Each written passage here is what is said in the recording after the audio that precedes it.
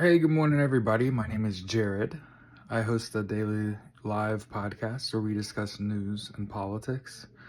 I'm a socialist, so hey, I just want everyone to have universal health care, education, income, and housing. And I wanted to start this message by saying, hey, it's working. And when I say it's working, Elon Musk and Donald Trump literally spent their Saturday evening doing a side-by-side interview on Fox and Friends, where they tried to fight the rumor that they're being torn apart. And I just wanted to tell you, nothing screams we are about to break up like our first public defense of the quality of our relationship. See, anytime you feel the need to call up your rich buddies that can get us on camera so we could talk about how close of friends we are, keep in mind Donald Trump in the last 2 weeks, when asked, are you and Elon Musk in regular conversation, he said no. And you know that the man always lies, right? So you know that they are in deep conversation. And then also we've seen Elon Musk's own children tell Donald Trump that you're not the real president, you need to shut up and go away. So when, first of all, you're lying about your communication level, and then his own children are pushing you away, that just tells me that those two men are in a relationship that neither of their family approves of. And as someone who grew up in a time frame where being gay was not acceptable, as someone that has gay friends and has watched how people behave when they're trying to protect their relationships, this is Elonia and Donnie boy. This is them on their last leg. So I want you to continue to suggest that they're lovers. I want you to continue to suggest that Elon Musk is the president of the United States and a terrible one. That Donald J. Trump is the vice president at best. But most importantly, I want to make this video to tell you there's a nationwide protest tomorrow, Monday, February 17th. It's President's Day. And a lot of people are like, hey, who's organizing this? I would recommend that you go to Reddit, and the subreddit is r/50501. And also, there's another subreddit called Protest Finder USA, where you can get information on protests in your state capital. And a lot of people have hit me up and they've been like, Jared, I really want to go to this protest, but any number of excuses why I won't be able to be there on Monday. And I've said from the get-go, first of all, spread the word. If you can't go, don't want to go, gotta work, talk about it, post about it. But also, if you want to make a big impact and leaving your house to protest isn't on your thing and the things that you're willing to do, you could always stop using meta tools. This means get rid of Facebook, Threads, Instagram, get Messenger off of your device. That's a super invasive device. Same thing with WhatsApp and Twitter and Amazon. Get all of these billionaires' connections to you, eliminate them. And I've done those things and my life is better for it. I don't have to sit around on multiple sites. One of the things that always used to bother me was that on Twitter, you get the news when it happens, right now. And Facebook's 2 weeks behind that. And the thing about it is that's the intent. That's the same thing with mainstream media refusing to cover irregularities with this election. It's refusal to cover protests. It's refusal to be even-handed. They're not even capable of being even-handed. They're completely sold out. So all you people in journalism that are coming to work every day and just following fucking orders, you're complicit. You've bent the knee, you've kissed the ring. The fact that you're not bringing these things up, the fact that they're not at the forefront of your vocabulary. People like Jessica Denson should be on every major news network. She's been talking about this whole time. People like Jackie Singh, like these are the people that should be being listened to. Stephen Spoonamore should be being listened to. The thing that's bothered me this whole time is like people are afraid to protest because they're just going to declare martial law. He's just going to claim, Donald Trump's just going to claim the Insurrectionist Act. And if he was going to do those things anyway, would you still go? And if the answer isn't yes, in the face of oppression, you rise up. When he threatens to send the military, that's all the more reason to protest. So one of the things I was thinking about is because I have to be at work at noon, okay? And I'm 30 minutes from downtown. And that doesn't include how long it takes to park and get all kinds of shit. So we had a snowfall overnight, okay? And then everything outside of my goddamn neighborhood's great, okay? My neighborhood, not so great to drive through. So I'm hoping to try to figure that out because I have a car, right? God, I hope my car starts. Remind me, I gotta go start my car today so I can drive out. And I was thinking about what can I do because I can't be there. And I thought about buying a case of water and setting it on the U.S. Capitol and leave a little note like, hey, I tried to drive people to this. I did as much as I could. I figured the cleanest thing I can do. I thought about calling the little candy shop on the circle and saying, hey, let me pay for, 20 people's fucking water tomorrow. When they're out here protesting and they stop in and want to do business. Just as a sign, like, even if I can't be there, I want to be there to support. And I'm going to try to get down there. And it will depend on the weather. I want to point out, it is the perfect temperature outside for us to get goat fucked if there's precipitation. Let me explain. So when the temperature is just right, you get snow. It sticks. Snow's fine because snow just compacts when you drive over it, and you actually can get traction on that. But when it's warm enough, you get rain. And when you get rain and then overnight it freezes, those tracks are hard to drive in. And I'm just concerned about being able to get out of my fucking neighborhood, right? But outside of that, I already went out today and drove around. And the roads are fine, if not slushy. Good to go. So I want to try to get out and support best I can tomorrow. I want you to feel motivated to go.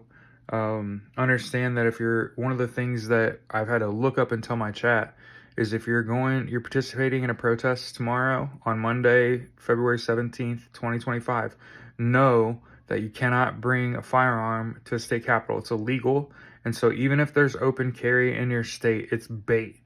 Do not open carry at these protests, because if you do, you're just going to open yourself up to needless litigation, and you're going to get yourself in trouble for breaking the law because you didn't know. Oh, I live in an open carry state. I could just bring my firearm wherever I go. No, you can't. Not at the state capitol. It's illegal, especially if you're being a part of a protest. I know they feel the need to protect yourself. One of the things that I've tried to tell people is that before I would try to bring a firearm to a protest, I would just wear a vest so that you just feel safer knowing that, like, most of the time you're going to get popped. You're going to get popped in the midsection. And hey, if you're wearing a vest and that covers you up and you get popped and it doesn't kill you, the vest did its job. And that's a lot more fruitful than you walking around with a firearm or getting carried off of a protest. That's just stupid. So long as these protests aren't violent, we shouldn't be going into them anticipating violence. One of the things I want... sorry, dog hair. One of the things that I want to make sure that I get out in my content is don't walk around with headphones on. Keep your ears and eyes open. Keep your head on a swivel. I'm worried about cars driving into protests. They've been doing it overseas for a long time. They've done it here in prior protests. But that's one of the things that I think about as someone that's going to, try to get down here Indianapolis tomorrow and go to a protest, I'm cognizant of, hey, be wary. There are assholes everywhere. People that will absolutely that want to be on TV for having disrupted these protests. But I want to make sure we also say, know that this is not a left versus right protest. This is a rich versus poor protest. The rich people in this country are trying to dismantle the government with the intent of turning all of their opposition into slave labor. If you haven't realized that yet. And if you think for 30 seconds they won't cut off Medicaid, they won't cut off veterans benefits, SNAP, and just unalive millions of Americans, understand that the powers that be, the Peter Thiels, David Sachs, Elon Musks of the world, they're South African. They're not from here. So they're white appearing, right? White in color only, right? They're not from here. They're not part of our civil society that we live in here. They don't understand that you pay into Social Security and that's yours. You know what I mean? They don't understand that that's their individual's money. They're not taking somebody else's money. Okay? So as all of this is going on, I want to keep the theme that it's clear to me that Donald Trump and Elon Musk are in beyond a professional, personal relationship, and that it is an adult. It's like one of those old school gay relationships. If you ever met, I'm 40. Okay. When I was in my teens, I met old gay couples, right? Just being a child, like at my church. I went to an affluent churches. My parents were Methodists and made some good money. So we went to like mid to upper echelon, sort of in terms of their finances, churches. And you'd meet like old gay couples. Just so everybody knows, people like Donald Trump, those people exist in real fucking life. Like, I know everybody thinks like Donald Trump's a monolith. Nah, motherfucker. There's a whole bunch of men who refuse to hold themselves accountable at all, and absolutely do not give a fuck.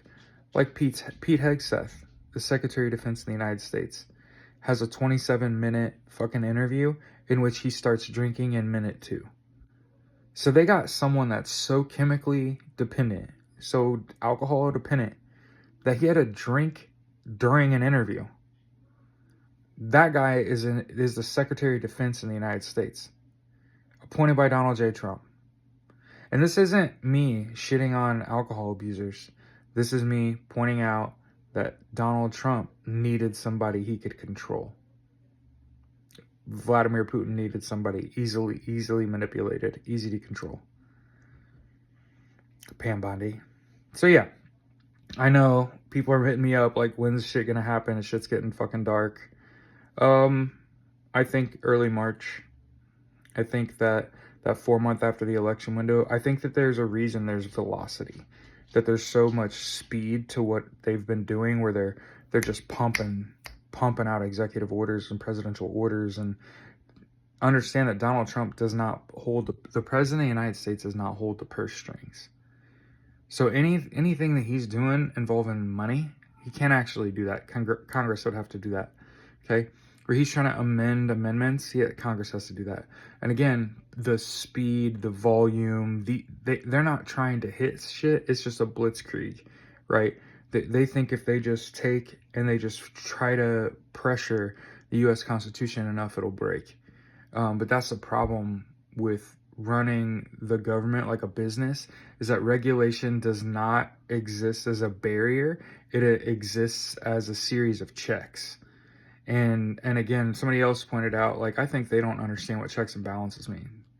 Like, I think that they think you can just eliminate all these organizations who are watchdogs that watch over the government and make sure that they're doing shit right. And I just want to point out, they could have just stock traded. They could have just insider traded. What they're doing is so much worse, and it's clearly Vladimir Putin, Viktor Orban, Bibi, Musk, and Putin. This is their plan, is to tear down the U.S. Constitution so that the billionaires can maintain control over us by placing us all under slavery, modern day slavery, by turning the opposition into prisoners and turning the prison population into labor, free labor. So protest while you still can, while it's still legal. And understand that South Korea just had to protest for months, twice, to unseat their president. So consider that the protests on the 5th, the 17th, the blackout on the 28th, right? These 4 and 5 protests in a 2-month period, it's not getting it done. It's going to take potentially a national strike, a day where everyone just sits home and refuses to work. And if it takes more than one day, the thing about this is there's way more of us than there are of them. We hold all of the money and purchasing power in this country. And also, I would consider moving all of your money out of banks and moving it into credit unions. And I would also suggest you open multiple bank accounts and hedge your bets that way, because you never know who's gonna bow down next and who you have to get away from next. And download the Good United app, GUU, Good Unite Us. And make sure you also, when you go to these protests, you turn your location off. And again, if you're going to go to these protests, you need to get Facebook Messenger off your phone, because just like you turn off your location, they'll give away your location. They'll tell the feds who's at those protests. So don't check yourself in there. There's a reason you get off Facebook. Okay, there's a reason they're coming after Reddit. There's a reason they came after TikTok. The reason why Elon Musk bought Twitter is because the people have too much power. We have voices, you know. I noticed I'm being like sort of shadow banned, and I get it. My content's long. There's a reason for that. You're more likely to defeat the AI the longer the video, the more words you use that don't hit any metric. But like I said, it's working. This shit is working. Have a good day.